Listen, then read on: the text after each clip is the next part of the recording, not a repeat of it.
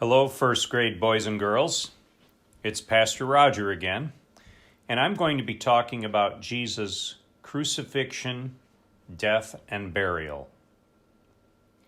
Chapter 7, On Golgotha. What did I see that Friday? What sorrowful things did I witness? I saw my Lord Jesus bowed and bloody, trying to carry a heavy beam of wood. Criminals are supposed to carry part of their crosses out to the place of their dying, but Jesus kept falling down. So the soldiers commanded another man to carry the beam to a little hill called Golgotha. And what did I see? I saw the soldiers lay Jesus down on the ground. They stretched his arms to the ends of the beam, then pounded spikes through his bones into the wood. I saw them lift the whole beam up with Jesus hanging from it, up to the top of a very strong pole. They put a sign there that said, Jesus, the King of the Jews. Then they came down and spiked his ankles to the pole. It was misty cold, the wind was blowing. All of Jesus' ribs were showing through his skin like a skeleton, but I heard him say this holy thing. He looked up, and then he looked down at the people around him. Father, forgive them, he said. They don't know what they are doing. It was so holy that I couldn't breathe. But the people were laughing. They were pointing at him and sneering. He saved others, but he can't save his own self. There were two thieves crucified with Jesus, one on his right and one on his left.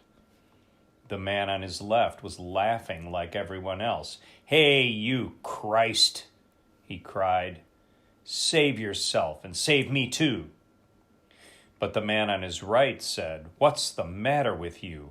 You and I deserve to die. But this man didn't do anything wrong. Then he lowered his voice and whispered, Jesus, Jesus, please remember me when you come into your kingdom. Jesus looked at that thief a while. I promise you, he whispered back, today you will be with me in paradise. I, Simon Peter, hiding from everyone and from everything, I wished that Jesus were speaking to me. Now the clouds grew thicker and darker. A true rain started to fall. People ran back into the city until the only ones left on the wet hill were the soldiers, a few women, and just one man. No, that man wasn't me. It was John. Among the women were Mary Magdalene and Mary, the mother of Jesus. Woman, he said to his mother. She was crying so hard that John had to hold her up. Woman, Jesus said, let the man beside you be your son. And to John he said, she is your mother. Hugging her tightly, John led Mary away from such sadness, and then almost no one was left on Golgotha. Now the clouds in the heavens shut down like a door, and the world became as black as night. And out of the darkness came a loud voice wailing, My God! My God! It was Jesus. I could not see, but I could hear his cry rise up to the sky. My God, why have you forsaken me? No one answered. No one answered him. I covered my face and did not move for an hour, for 2 hours. Then I heard my dear Lord murmur two soft words. He said, I'm thirsty.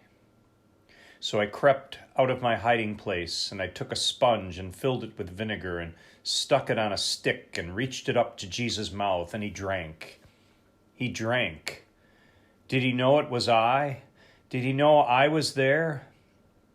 When he was done drinking, Jesus sighed, It is finished. Then he said a little prayer, the one that children pray before they go to sleep. Father, he said, into your hands I place my spirit. What did I see that Friday, and what did I witness? I saw the head of Jesus sink down between his shoulders. I saw his body sag. I heard a long, long breath go out of his mouth, and I waited. But I never heard another breath go into him again. Jesus was dead. Chapter 8. In the tomb. They buried him. On the Friday of my hiding, just before the sun went down, a man named Joseph came and lowered the body of Jesus from the cross. He wrapped it in a long white linen cloth and carried it into his own tomb, a grave carved in solid stone. Joseph rolled a flat stone like a wheel against the door to the tomb, and then he went away. Alone then, I went to that flat stone and touched it. I touched my name, Peter, the rock. But what good is a stone when no one can build a building on it? What good is the stone that can only shut in a dead man? Oh, Peter, what is to become of you now?